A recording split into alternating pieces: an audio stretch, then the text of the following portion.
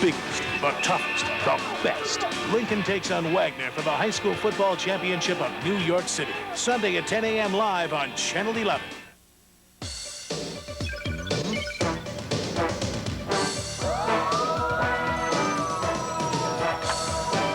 From Channel 11, this is the News at 10. Good evening, I'm Karen Hasby. Sheila Steinbach's off tonight. And I'm Marvin Scott. For the first time ever in Nassau County, a young man is killed for his coat and a manhunt is underway. It happened last night at the Moxie Rigby Project in Freeport. The victim, 22-year-old Michael Wise, was with a friend when three muggers attacked for their coats. The two tried to flee. And Michael Wise was shot in the back. As you can see, there is a bullet hole in the back of the coat. The only way I could describe this is a senseless, cowardice act that somebody would take somebody's life for a coat. Police only have general descriptions of the killers, three black men, medium build, around 20 years of age. But police say there were witnesses, none of whom has come forward yet. If you saw the killing, police want you to call them at area code 516-573-7788. That number again, 573-7788. All calls will be kept confidential. The second victim wasn't shot, but police are not releasing his name. Police didn't find any drugs, but they say last night's huge raid in Crown Heights broke the back of the bloody Jamaican gang known as the Posse. There were also busts in Dallas, Albany, and on Long Island, but as Rada Masoto reports, the real action was in Brooklyn. The FBI is calling it one of the biggest drug enterprises in New York City. The Gully Man, a Jamaican drug gang operating out of the Crown Heights section of Brooklyn. Last night, the FBI and the New York City police raided a whole block in Crown Heights, arresting 17 people, confiscating 15 guns and $150,000 in cash. They are also in the process of seizing 6 buildings, including this one, the Gully Man's headquarters, also known as the Killing House, where authorities believe that more than 10 people were murdered and drugs were sold 24 hours a day. It wasn't until this 10-month intense investigation concluded last night that this group, clearly marked by violence and its intractability, was taken down, and it was taken down indeed. It has been totally dismantled. Police say that since 1985, the Gully Men have taken in more than $100 million in drug money in a narcotics ring that extends all the way to Dallas, Texas. The gang's alleged leader, 31-year-old Eric Vassell, was not found in last night's raid. He is believed to still be in the metropolitan area. Many residents of Crown Heights are now angry over last night's drug bust. They say that many people that had nothing to do with the Gully Men were arrested and others were harmed. How they handled the raid was messed up because they was locking up people, innocent people who wasn't doing nothing. As many members of this community say that they are relieved by the fact that this ruthless gang was put out of business, they also say it won't take long before another gang comes in and replaces the Gully Boys. It's a way of life around here, they say. Reporting in Brooklyn, Rada Masoto for the Channel 11 News at 10. And another drug bust, this one in Jackson, Mississippi. Police invited a camera crew along, and as Vance Caruso reports, things got a little hot.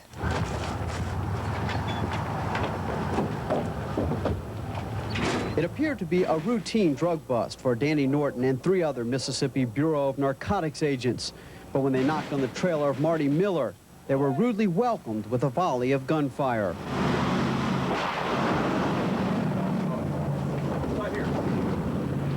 Agent Norton's worst nightmare suddenly became a reality. He was shot at point-blank range with a .22 caliber pistol. Photographer Jim Duncan captured the intense moments. That son of a bitch shot at her. I think I got him. Watch him. Watch him, Daddy. Wait! God damn! You hurt! You hurt, man? Going back right now.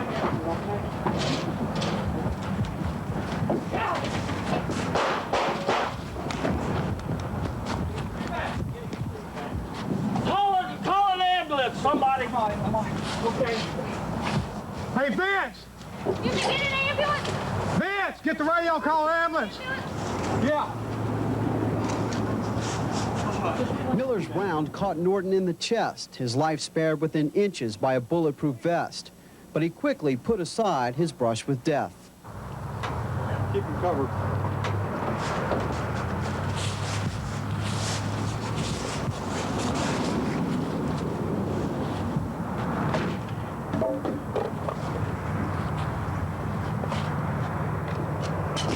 Barney, you just won't give it up, man. You just won't give it up.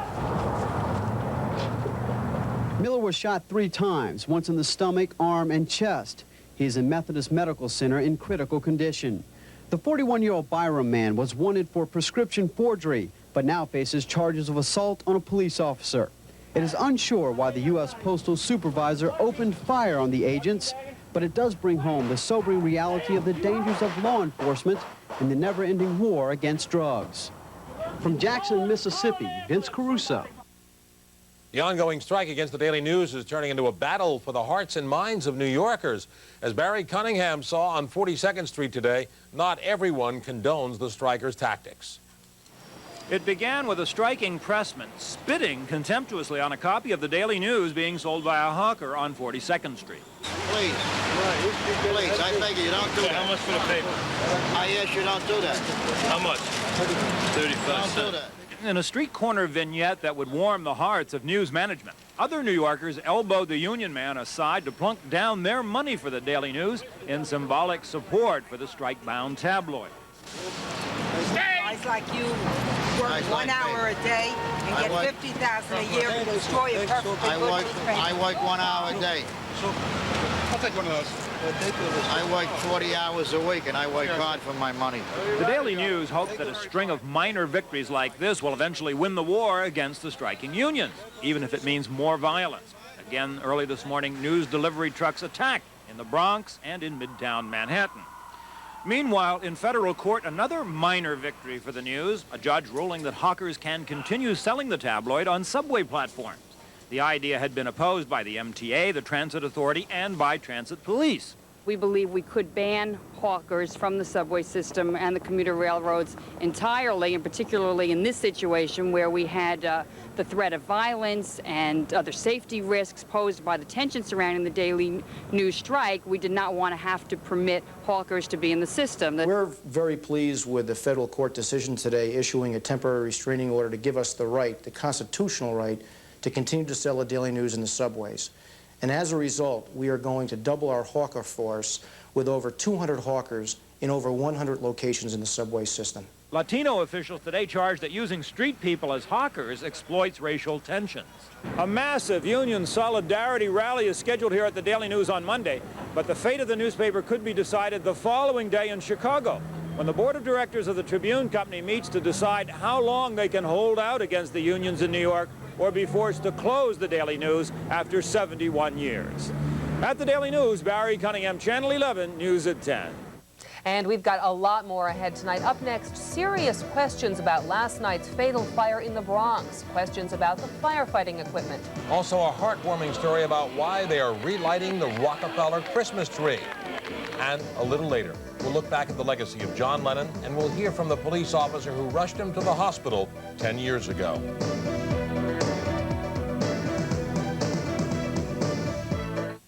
Within minutes, a Bronx couple lost 3 children when their home went up in flames last night. A 4th child remains in the hospital tonight.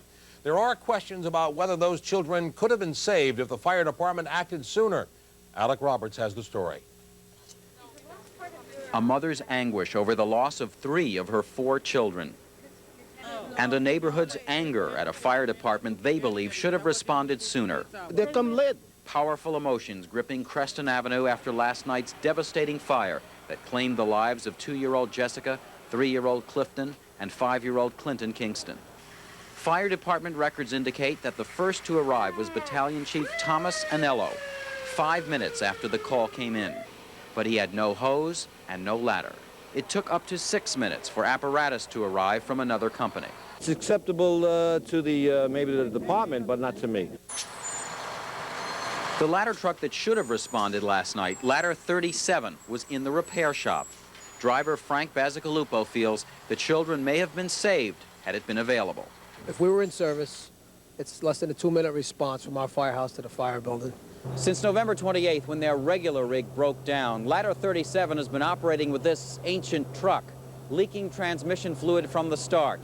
And at 6 p.m. last night, the approximate time of the fire, it was not in service. The truck returned to service at 11 last night. What we want to know is why was the fire engine down for 2 days, and why weren't we aware of this? And maybe this tragedy could have been avoided or helped, or maybe some of the children would have been saved if we had adequate fire service. Let me make it clear. The fact that Ladder Company 37 was out of service in no way contributed to the death of these 3 children. Fire Commissioner Carlos Rivera, admitting to severe shortages of spare equipment in the fire department, said the children could not have been saved. The volume of fire and arrival, in my mind, precluded the survival of those children prior to our arrival. Investigators say the fire started in the children's bedroom after a space heater set their bedding on fire. Sharon Kingston's husband, Ulrich, and her 14-month-old daughter remain in critical condition. And tonight there is fear that fire service in New York will get worse if fire companies are closed due to budget cuts. For Channel 11 News at 10, I'm Alec Roberts. Elsewhere, Christian Brando's murder trial has hit a major stumbling block. His half-sister, Cheyenne, daughter of Marlon Brando, has been declared mentally incompetent by a court in Tahiti. Prosecutors want her as the star witness against Christian Brando, but the legal battle over her testimony will delay the trial at least until January. Christian Brando is accused of murdering Cheyenne's boyfriend. The jury in the Central Park Jogger trial has been deliberating for over a week now, and still there's no verdict. But as Ellen Marks reports, an apparent shift in focus could suggest that jurors may be closing in on a decision. After devoting the first week of their deliberations to testimony relating specifically to Kevin Richardson, the jury finally got to co-defendant Carrie Wise this morning. They asked to see copies of the teenager's 2 written statements, neither of which contains an admission of direct involvement in the attack on the female jogger. They also wanted to know what Carrie Wise was doing, who he spoke to, and where he was in between the taking of those statements. Defense attorney Colin Moore sees this as a positive sign. That he only wrote that second statement as a result of pressure and duress put on him by the police officers. So what the jury was looking at was the circumstances under which he made the second statement. The jurors, usually eager to keep their days short, asked the judge if they could work late tonight. They got their wish and used the time to watch the first of the 2 videotaped statements by Carrie Wise. As to whether the jury's made up its mind on Kevin Richardson, his lawyer isn't sure. I think they've decided he's not guilty, or they are hung on it.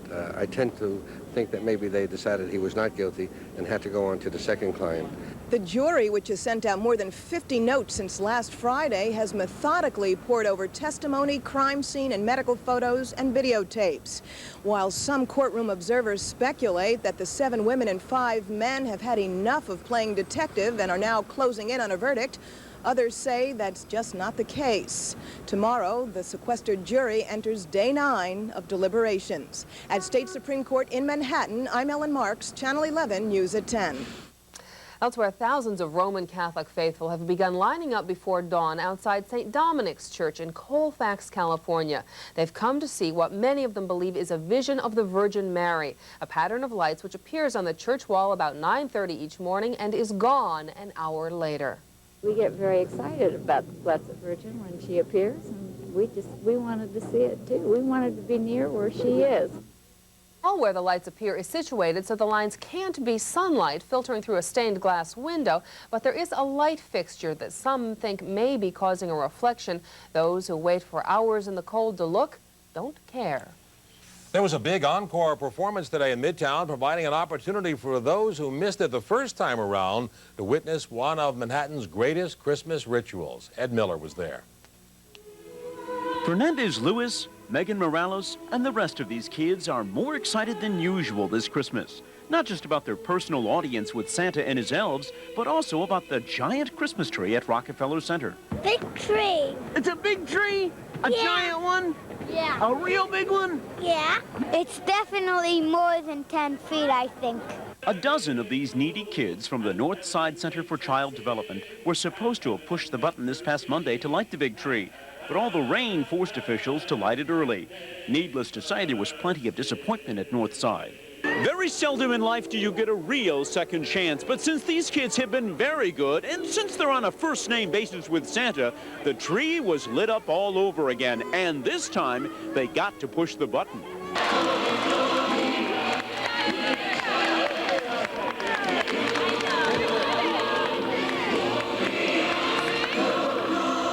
Did you get to push the button?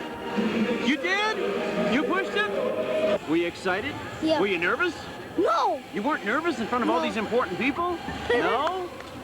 The Christmas spirit's so contagious here tonight, many of these kids insisted on trying their hand at ice skating. And so on this Christmas Car Perfect night, a second chance for some special holiday cheer from some kids who deserve a second chance. It's fun. You having fun? Oh, yeah. Yeah? Merry Christmas to you. You too. I'm Ed Miller, Channel 11 News at 10.